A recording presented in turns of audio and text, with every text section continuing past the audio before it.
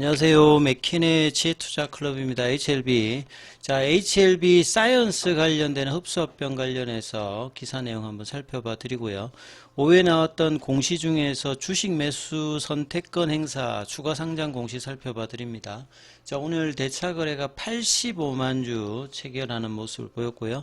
자, 주가는 1% 넘게 하락하면서 정규장에서 39,050원에 마감되었습니다. 내용 한번 살펴보겠습니다. 자, 추가 상장 관련해서 주식 매수 선택권 행사 관련되는 부분인데요. 4시 57분에 나왔던 공시인데 추가 주식 수는 15,000주. 그래서 상장일은 9월 25일에 나오는데요. 발행 전환 행사가액으로 보게 되면 28,990원 이렇게 되어 있습니다. 발행 횟수는 9월 3일로 되어 있고요. 발행 내역으로는 주식 매수 선택권 행사인데 전자공시 시스템에 HLB로 들어가서 9월 3일 관련되는 부분에 이 공시를 조금 조회해 보면요. 9월 3일 나왔던 공시는 이제 주식 매수 선택권 부여되는 신고 정정 공시가 올라와 있거든요. 그래서 이 부분에 대해서는 이제 뭐 정세호 전 엘레바 테라피틱스 대표 관련되는 부분의 내용이고 이전에 한번 살펴봐 드린 부분이 있는데요. 여기 보면 이제 주식 매수 선택권 부여 관련해서 2명이라고 되어 있지 않습니까? 2명이라 되어 있고 그 다음에 여기는 행사 가격이 34,436원입니다. 새롭게 이제 주식을 교부해서 이제 부과하는 거고 행사 기간 자체는 이제 24년 3월 14일부터 29년 뭐 3월 14일 이렇게 부여일자 관련되는 부분에 내용이 나와 있고요.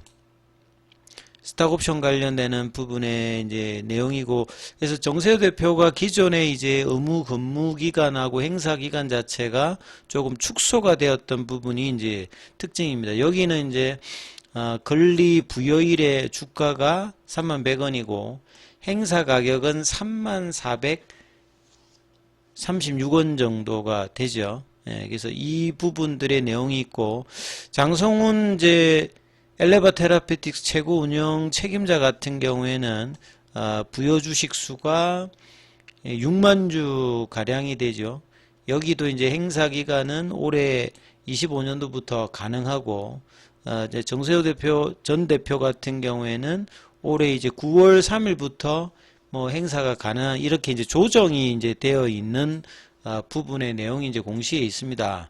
그래서 이 부분하고 이제 관계되는 부분인지 추가 주식 수가 15,000주고 그 다음에 이제 발행가에 관련되는 부분은 이전보다는 조금 더 낮아져 있는 상태죠. 그래서 만약에 이제 뭐 장성훈 엘레바 테라피틱스 최고 이제 운영 책임자 관련되는 부분의 물량이든 정세호 전 대표의 물량이든 이 부분들이 낮다라고 하는 것 자체는 뭐 호재는 되진 않죠. 왜냐하면 지금 가격에 주식 매수 선택권 행사가 나왔다는 것 자체는 뭐 다른 어떤 목적보다 뭐 현금 필요해서 뭐 할 수도 있겠습니다만 주가 측면에서 보게 되면 조금 뭐 호재는 아닌 어떤 내용들이 나왔다라고 보실 수가 있는 부분이죠.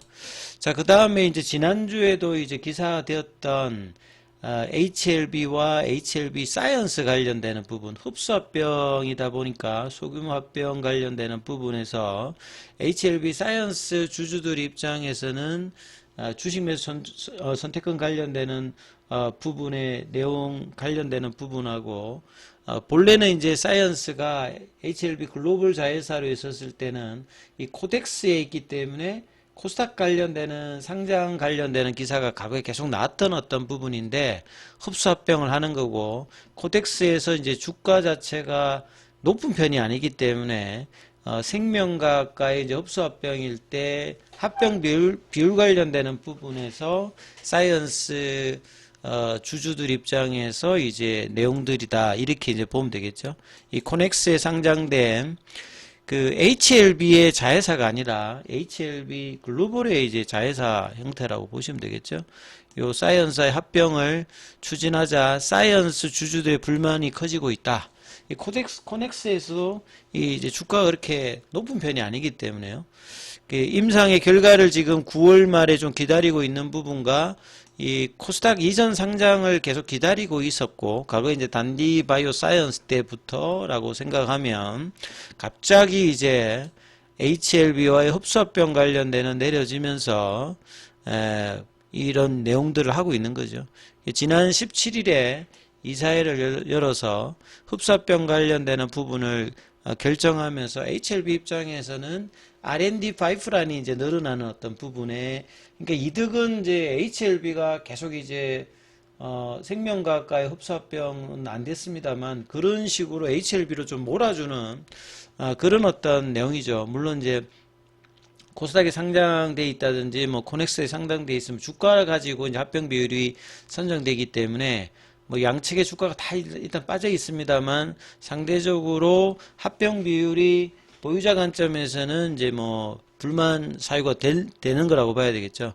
그리고 이제 DDS 02P 관련되는 부분의 내용들이 뭐 9월 말 정도에 이제 데이터 관련되는 부분의 내용들도 이제 기대감을 가지고 있는 상태에서 뭐 이런 부분이라고 봐야 되겠죠. 최근에 이제 미국에서는 임상 1상을 마무리했고, 그 다음에 이제 기존의 간독성 관련되는 부분에 40% 문제가 정도 되는 이제 뭐 콜리스틴과 병용요법을 통해서는 이제 좀 좋은 흐름들을 기대를 하고 있기 때문에 추가적인 임상 관련되는 뭐 IND, 그러니까 이제 1B하고 2A 관련되는 부분이 이제 동시에 진행되는 부분들. 그 다음에 이제 HLB가 이번 합병과 관련되는 정권 신고서에서 후속 임상시험 계획을 공개한 것에 주목하고 있다. 그러니까 후속 이제 임상 관련되는 앞서 말씀드렸던 뭐 1B나 2A 관련되는 부분을 공개할 만큼 일상의 어떤 결과가 조금 긍정적이지 않느냐, 이런 이제 평가가 나오고 있는 거죠. 임상 1상을 마친 상태에서 후속 임상 시험 계획을 정권 신고서에 삼았다는 것은 자신감의 어떤 편이다. 뭐 실제로 임상 시험 결과가 나온 합병을 추진하는 것이라고 하면 기존 주주들이 충분히 반발할 수 있는 상황. 뭐 요렇게 지금 언급이 되고 있습니다. HLB 사이언스 입장에서 보면 그렇죠. 본래 이제 과거 때부터 주관사도 이제 선정하고 올해까지 이제 코스닥 이전 관련되는 부분을 계속 이제 언급했던 사이언스였기 때문에 더 뭐 그럴 수 있겠습니다. 그래서 HLB 사이언스의 코스닥 상장보다는 흡수합병을 통해서 시너지를 높이는 게 주주가치 제고를 더 효과적이라는 입장이라는데, 뭐 이렇게 되면 이제 HLB의 어떤 주가의 하방을 이제 견조하게 되는 이런 효과는 이제 가지게 되죠. 근데 이제 상대적으로 합병 비율에서 이제 사이언스 주식 한 100주 정도를 갖고 있어야 HLB 주식 뭐 한 4주 정도 받는 이런 합병 비율이니까 사이언스 주주들 입장에서는 뭐 긍정적으로 이제 볼 수가 없는 어떤 합병 시기라고 봐야 되는 거죠. 그러니까 합병 시기라고 하는 게 이제 시장에서 거래되고 있는 부분들은 충분히 이제 합병 비율이 논란이 없는 뭐 그런 입장에서 뭐 합병을 하는 것이 일단 중요한데, 뭐 지금의 상황은 그렇게 논란이 될 수 있는 어떤 상황에서 합병 이야기가 나왔기 때문에 과거 이제 생명과학의 어떤 노이즈가 있었을 때하고 똑같습니다. 지금 생명과의 합병 관련되는 부분들도 결국은 이 400억대의 주식매수 청구권 부분이 넘어갔기 때문에 철회가 되었죠. 이 생명과학의 주주는 보유 지분을 가지고 흡수합병은 생명과학 주식이 사라지면서 HLB 주식으로 교환하는 거거든요. 이번에 이제 사이언스 합병 관련되는 부분들은 주식 매수권, 청구권 한도 조항이 없습니다. 그러니까 이제 생명과학 같은 경우는 이제 400억을 이야기를 했습니다만, 이번에는 사이언스 관련되는 부분에서는 한도 조항 관련되는 부분이 이제 없기 때문에 합병 관련되는 부분에 철회 가능성이 이제 HLB 입장에서는 어떻게 이제 주식 매 청구권이 나와도 합병을 하겠다는 이제 의지를 뭐 표명한다 이렇게 이제 보실 수 있는 거죠. 자, 오늘 항서제약 같은 경우에는 2% 장중에 이제 윗꼬리 흐름이고 홍콩 시장에서는 2.74%. 자, 그리고 오늘 개별 공매도 거래 같은 경우에는 거래량은 여전히 지금 시장의 어떤 유동성 효과가 있는 부분에 비해서 철저하게 지금 소외받고 있습니다. 이제 그러면서 이 49만 주대인데 공매도 거래량이 9만 주. 그러니까 공매도 창구로 주가가 거의 지금 플랫형으로 관리받고 있는 수급 구조죠. 그 다음에 공매도 순보유 잔고가 549만 주. 7월 19일 기준으로 지난주 목요일 기준입니다. 그 다음에 오늘 좀 특이한 부분들은 이런 어떤 주가 흐름에서 추가적으로 대차 거래가 85만 주가 다시 또 나왔습니다.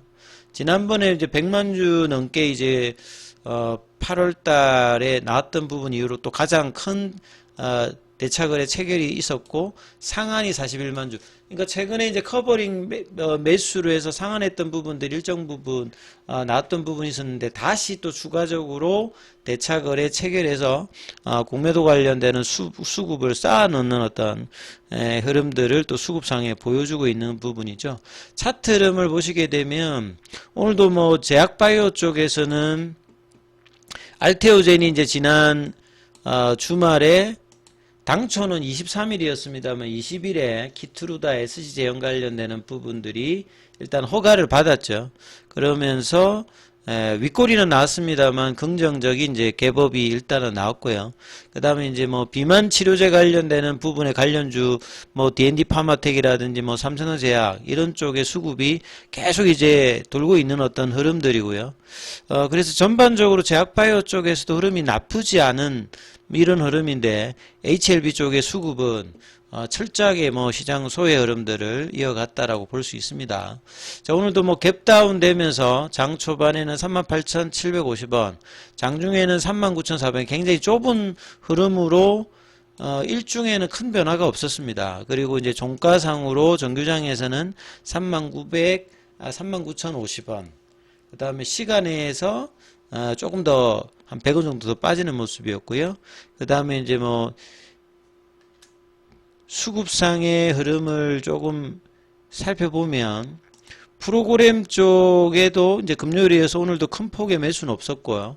그 다음에 기관 외국인들, 그러니까 거래량 자체가 계속 지금 작다 보니까요. 플랫형으로만 계속 스키즈되어 있는 볼린저 밴드에서 21선에서 조금 등락을 하는 흐름들을 지금 거의 3주째 진행하고 있습니다. 9월달. 그리고 오늘 창구 쪽에서 이제 살펴보시게 되면 오전에 이제 뭐 매수 쪽에 들어왔던 부분이 뭐 JP모건이라든지 이런 쪽이었고요. 그 다음에 단기 쪽에 뭐 키움, 그 다음에 외국계 시티 쪽에 매수가 들어왔고 매도 쪽에서는 삼성이 9월 초에 매수에는 대부분 매도, 이제는 매도 쪽으로 더 넘어가 있는 상황이고요. 그래서 큰 폭의 수급이 없는 상황에서 공매도 쪽에서 등락만 해주고 있는 모습을 월요일도 보이고 있다. 그래서 볼린저 밴드 상한선 가격 자체가 4만원이고 그 다음에 이제 9월 5일 올라갈 때 4,300원. 그러니까 그 CRL 공개 이후에 그 거래량 터지고 난 다음에는 지금 2주 넘게 거래량이 제한적인 상태에서 옆으로 가는 어떤 조정 흐름들을 계속 보여주면서 계열 종목들도 오늘 뭐 대부분 이와 흐름을 같이 하는 어떤 모습을 대부분 보였습니다. 장중에는 무료 텔레그램방이 운영되고 있습니다. 링크되어 있는 부분 참조해 주시고 입장 문의는 문자 남겨주시면 안내해 드리고 있습니다. 계열 종목에 관련되는 부분은 이어지는 영상에서 살펴봐 드립니다.